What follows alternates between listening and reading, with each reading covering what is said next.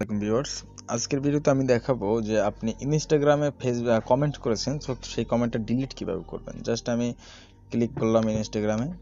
Click করার পরে আমি এখন ইনস্টাগ্রামে আছি। যেমন ইনস্টাগ্রামে আমি এআর রহমানের একটা পোস্ট পেলাম, আমি এখানে জাস্ট একটা ক্লিক করলাম এবং একটা কমেন্টস করলাম। কমেন্টস করার পরে আমি জাস্ট কমেন্টস এখানে হয়ে যাওয়ার পরে আমি জাস্ট কমেন্টে যদি এখানে ক্লিক করে চেপে ধরি, তাহলে এখানে দেখতে পাচ্ছেন যে ডিলিটের অপশন চলে আসছে। আমি যদি ডিলিটে ক্লিক করি, আমার কমেন্টটা ডিলিট হয়ে যাচ্ছে। আমি যদি চাইলে আবার কমেন্টটা আনতেও পারি।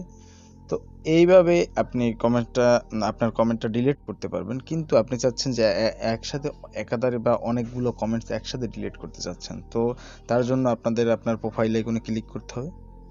এরপরে আপনার এখানে থ্রি ডটে ক্লিক করতে হবে। আমি আবার প্রথম থেকে দেখাচ্ছি। প্রোফাইল আইকনে ক্লিক করতে হবে, থ্রি ডটে ক্লিক করতে হবে।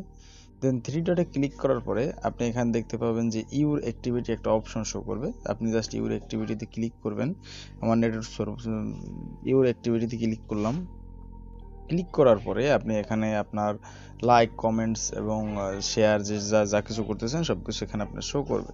আপনি ওখান থেকে চাইলে সব ডিলিট করতে পারবেন। আমার নেটটা একটু স্লো, তার কারণে একটু স্লো কাজ করতেছে। জাস্ট আমি আপনাদেরকে দেখাচ্ছি। আপনি এখানে দেখতে পাচ্ছেন লাইকস, কমেন্টস। তো কমেন্টসে আমরা ক্লিক করব।